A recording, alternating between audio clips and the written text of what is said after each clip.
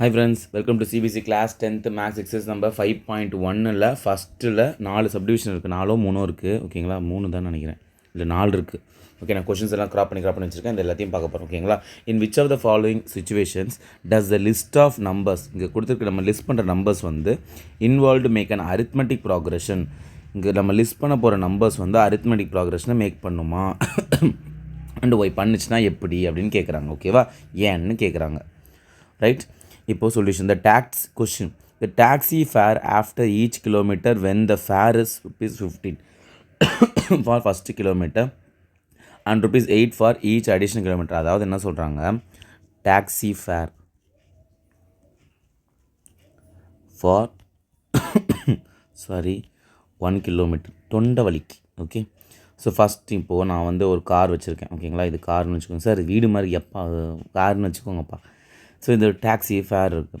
So இங்கேருந்து நான் எங்கள் ஊருக்கு போகிறேன். ஓகே, சென்னையிலேருந்து மதுரைக்கு சுற்றி பார்க்க போகிறேன்னு வச்சுக்கோங்களேன். ஓகேங்களா, இப்போது இங்கேருந்து போகும்போது ஒரு கிலோமீட்டருக்கு ஃபஸ்ட்டு கிலோமீட்டருக்கு 15 ரூபாவாம். Okay, taxi fare for each after each kilometre when the fare is 50.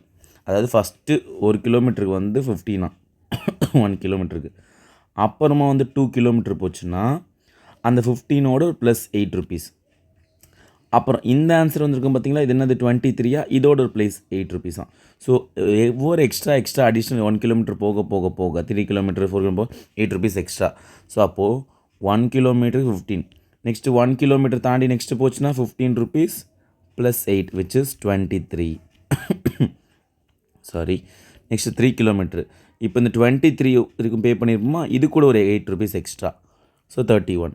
Next ஒரு 4 கிலோமீட்டர் போச்சுன்னா இந்த 31 பே பண்ணுறோமா, அது கூட ஒரு 8 எக்ஸ்ட்ரா, ஸோ 39. நெக்ஸ்ட் ஒரு 5 கிலோமீட்டர் போச்சுன்னா என்ன வரும், அது கூட ஒரு 8 எக்ஸ்ட்ரா விச் இஸ் 47. ஸோ என்னோடய ஏபி சீக்வன்ஸ் எப்படி ஃபார்ம் பண்ணுதுன்னா இங்கே பாருங்கள், 15 23 31 39 47 அண்ட் சோன் போயிட்டே இருக்குது. இப்போ என்னோடய டிஃபரன்ஸ் கண்டுபிடிங்க. A2 minus A1. சி, A1னா ஃபஸ்ட்டு டேர்ம்ப்பா, A2னா செகண்ட் டேர்ம், A3னா தேர்டு டேர்ம். இப்போது A2 மைனஸ் A1ம் A3 மைனஸ் A2வும் சேமாக இருந்துச்சுன்னா அதுக்கு பேர் வந்து காமன் டிஃபரன்ஸ் ஏபின்னு அர்த்தம். ஸோ 23 மைனஸ் 15, 31 மைனஸ் 23, இது என்ன வரும் 8, இது என்ன வரும் இதுவும் 8 தான். ஸோ ரெண்டும் சேமாக இருக்கா. So common difference same, common difference வந்து சேமாக இருக்குது. இந்த காமன் டிஃபரன்ஸ் எப்போவுமே உங்களுக்கு ஏபின்னு செக் பண்ணணுன்னா இந்த காமன் டிஃபரன்ஸ் செக் பண்ணால் மட்டும் போதும். So therefore it is an AP. இந்த நம்பர் மட்டும் இல்லை, பாருங்கள் எல்லா நம்பருக்கும் 8 தான் டிஃபரன்ஸ், 8 தான் டிஃபரன்ஸ், 8 தான் டிஃபரன்ஸ், 8 தான் difference. So it is an AB. புரிஞ்சுதா? ஈஸியாக இருக்கா? நெக்ஸ்ட் செகண்ட் போகுமா? ஸோ இப்போது செகண்ட் சப்டிவிஷன் சொல்யூஷன் நீங்கள் பாருங்கள், இது கொஞ்சம் டிஃப்ரெண்ட்டாக இருக்கும். The amount of air present in a cylinder. ஒரு சிலிண்டருக்கு தான், அதில் எவ்வளவோ ஏர் இருக்குதான், அது ஃபுல்லாக காற்று. ஓகே, மூச்சு காற்று. Okay, when a vacuum pump removes 1/4 of the air remaining in the cylinder at a time. அதாவது ஒரு பம்ப் இதில் வந்து எவ்வளோ அமௌண்ட்டு காற்று இருக்குன்னு தெரியாது. So let the air present. So அதை ஃபஸ்ட்டு எவ்வளோ ஏர் இருக்குன்னு தெரில, அதை நான் எக்ஸ்னு எடுக்கிறேன். அதுலேருந்து 1/4 வந்து ஒரு பம்பை வச்சு அப்படி உறிஞ்சி எடுத்துடுறாங்களா, வேக்கம் பம்ப் வச்சு. ஓகேவா, அப்போ 1/4 இப்போ பாருங்களேன். ஃபார் எக்ஸாம்பிள் இதில் வந்து 100 காற்று இருக்குன்னு வச்சுக்கோங்க. 100 காற்றுன்னு என்னது, ஒரு 100 டெசிபல் ஏதோ ஒன்று, எனக்கு யூனிட் தெரில. ஓகேங்களா, ஏதோ 100 காற்றுக்குன்னு வச்சுக்கோங்களேன். இதில் 1/4 எடுக்கிறாங்கன்னா 100 மைனஸ் இதில் 1/4, அதாவது 1/4 ஆஃப் திஸ் 100 கேன்சல் பண்ணிட்டா 25 வரும். ஸோ 100 மைனஸ் 25 75 தான் பேலன்ஸ் உள்ளே இருக்குதுன்னு அர்த்தம். ஓகேவா, ஸோ இதில் ஸ்டார்டிங்கில் உள்ள ஏர் இருக்குது எக்ஸு, 1/4 ரிமூவ் பண்ணுறாங்க. அப்போன்னா இங்கே பாருங்கள், இதே 100 இதில் உள்ள 100 இருக்குது மைனஸ் அந்த 100 போட்டு இன்ட்டு 1/4 போட்டுக்கணும். ஓகேவா, நெக்ஸ்ட் இந்த ஆன்சர் கிடைக்கும். அந்த ஆன்சருக்கு திரும்ப போடணும். ஓகே, ஸோ இப்போ ஸ்டார்டிங்கில் எக்ஸ் இருக்குன்னா நெக்ஸ்ட் எவ்வளோ இருக்கும் இங்கே பாருங்கள். ஸோ இது வந்து A1, என்னோடய ஃபஸ்ட்டு டேர்ம் A1. அப்போ A2 என்ன தெரியுமா வரும், நல்லா பார்த்துக்கோங்க. செகண்டாக இதே 100க்கு மாதிரி இங்கே எக்ஸ் போட்டுட்டேன், மைனஸ் அதே எக்ஸை போட்டுட்டு இன்ட்டு 1/4. இப்போ இது எல்சிஎம் எடுங்க. ஸோ கிராஸ் மல்டிப்ளை பண்ணால் 4x மைனஸ் இந்த x இன்ட்டு 1 x வந்துடும் பை 4. 4x மைனஸ் எக்ஸ்னால் 3x/4. இதுதான் என்னோடய செகண்ட் டேர்ம்.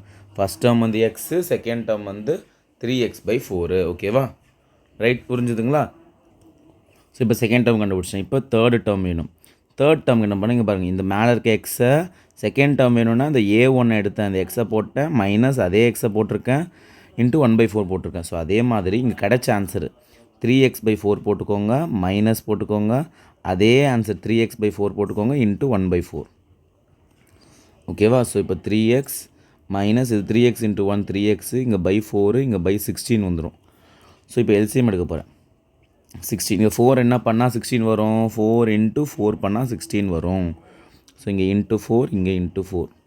ஸோ கீழே பண்ணால் மேலேயும் பண்ணணும். 3 4s தான் 12x minus 3x which is 9x/16. இதான் என்னோட third term. Next fourth term இன்னொன்று போடுவோமா? இப்போ இங்கே கிடச்ச ஆன்சர் இருக்குது பார்த்தீங்களா, 9x/16, அந்த ஆன்சர் எழுதிக்கோங்க. மைனஸ் 9x/16 அதே ஆன்சர் திரும்ப எழுதிக்கோங்க, இன்ட்டு 1/4. ஓகேவா? ஸோ இப்போ 9x/16 minus 9x into 1 9x/16 into 4 64. இப்போ 16 இன்ட்டு 4 பண்ணால் 64 வரும். ஸோ எல்சிஎம் எடுக்கிறேன், கீழேயும் 4 மேலேயும் 4. ஓகேவா? 64. ஸோ 9 இன்ட்டு 4 வந்து 36x minus 9x. 36 minus 9 எவ்வளோப்பா? 27x/4 64. ஓகேங்களா? ஸோ இப்போது இந்த பிக்கு கீழே தள்ளி விட்றேன், அந்த இடம் பத்தலை. ஓகேவா? இப்போது நான் எல்லா டேர்மும் கண்டுபிடிச்சேன். ஃபஸ்ட்டு A1 என்னது, இது இருக்குது எக்ஸு. நெக்ஸ்ட்டு A2 என்னது 3x/4. நெக்ஸ்ட்டு A3 என்னது 9x/16. நெக்ஸ்ட்டு A4 என்னது 27x/64 அண்ட் ஸோ ஆன் போயிட்டே இருக்குது. இப்போ இந்த மாதிரி டேர்ம்ஸை கண்டுபிடிச்சி இப்போ இது ஏபியான்னு செக் பண்ணணும். ஏபியான்னு செக் பண்ணணும். ஏபி செக் பண்ண என்ன கண்டிஷன்? டி, அதாவது காமன் டிஃப்ரென்ஸ். A2 மைனஸ் A1ம் A3 மைனஸ் A2வும் சேமாக இருந்தால் ஏபி. ஓகேவா? ஸோ இப்போது common difference d equal to A2 minus A1. இதான் என்னோட A1, இது A2, இது A3, A4. செக் பண்ணுங்கள். 3x/4 minus X. ஸோ இப்போ இந்த 4 கிராஸ் மல்டிப்ளை பண்ணுறேன். 3x minus 4x/4. 3xல 4x minus 4x பண்ணால் மைனஸ் எக்ஸ், பெரிய நம்பரோட சிம்பிள் மைனஸ் -x/4. இது A2 minus A1. Next A3 minus A2 எடுங்க. A3 என்னது 9x/16 மைனஸ் A2 என்னது 3x/4. இப்போ இங்கே 16 இருக்குது, இங்கே 4 இருக்குது. எல்சிஎம் நான் 16 எடுக்கிறேன். ஸோ அப்போ into 4 into 4. So 9x minus 12x minus 3x/16 வருது. இதுவும் சேமாவாக இருக்குது இல்லை. ஸோ A2 மைனஸ் A1ம் A3 மைனஸ் A2வும் சேமாக இல்லை, not equal. Therefore it is not AP. Not AP, புரிஞ்சுதா? It is not an AP. An ஏபின்னு போடணும்.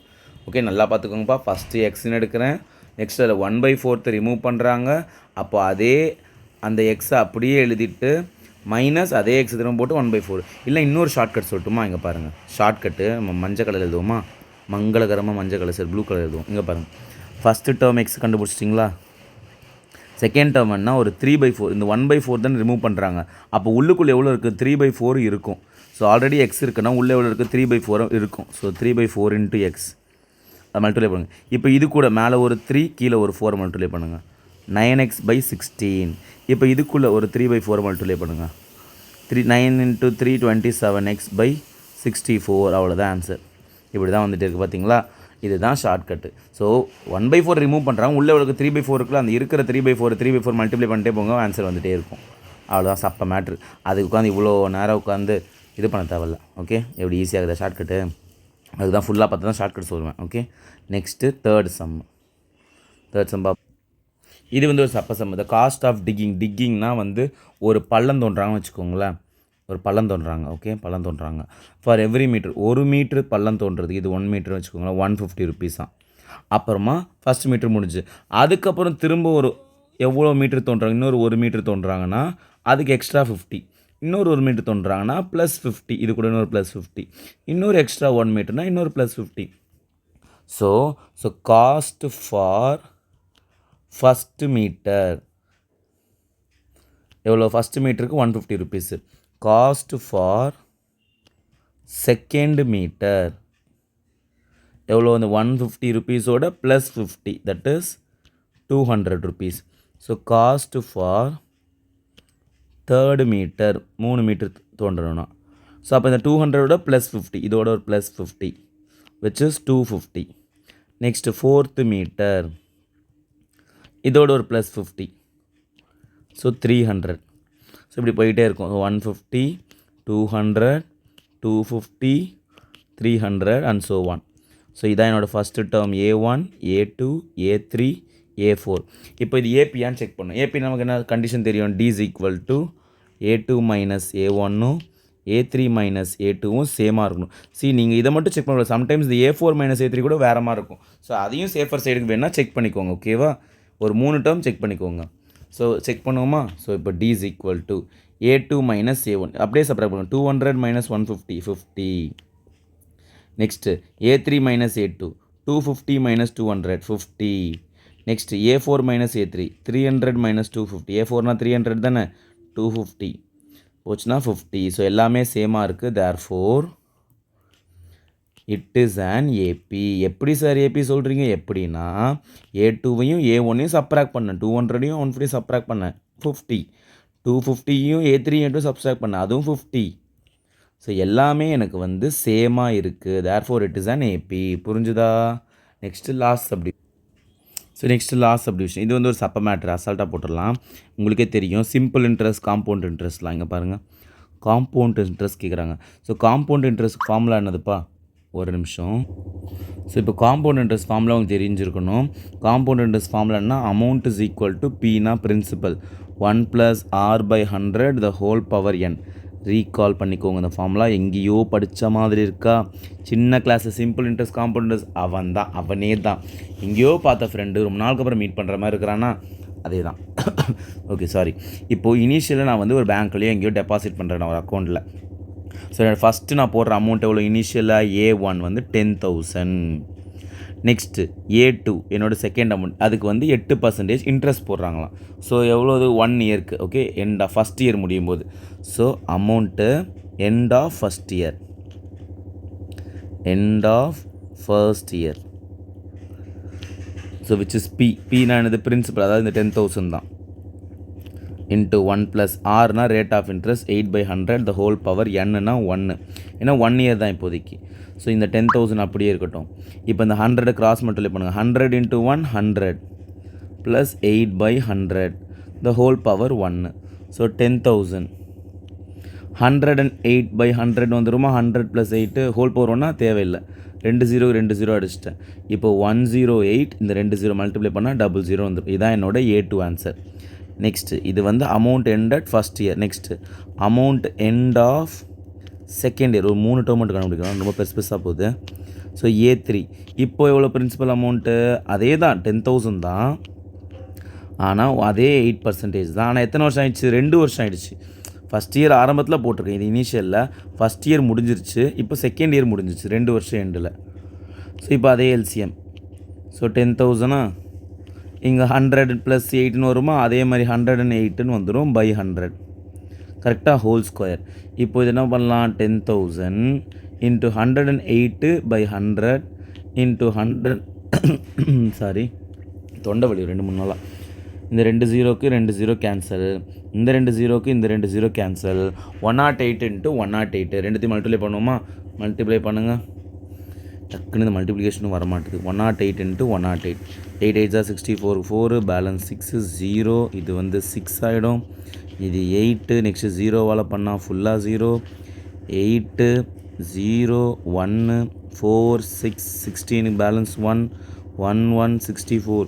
நீங்கள் கேட்பீங்க, சார் நம்மள மாதிரி தான் மல்டிப்ளை பண்ணுறாரு. எப்பா எல்லோரும் தப்பு மல்டிப்ளை பண்ணுவாங்க. ஓகேவா, இப்போ 3 டேர்ம் கண்டுபிடிச்சோம், இது மட்டும் போதும். எவ்வளோ இதுக்கே கேல்குலேஷன் ரொம்ப கஷ்டமாகுது. 10,000 10,800 11664 அண்ட் ஸோ ஒன். இப்போ இது ஏபியான்னு கேட்குறாங்க, செக் பண்ணணும் நம்ம. ஸோ ஏபினா என்னது, D is equal to A2 minus A1 A3 minus A2வும் சேமாக இருக்கணும். A2 minus A1. So 10,800 minus 10,000 இதான் A2 மைனஸ் A1. என்ன ஆன்சர் வருது, 10,800 minus 10,000 800. Next A3 minus A2, அது என்ன ஆன்சர் வரும், A3 என்னது 11664. So 11664 minus 10,800.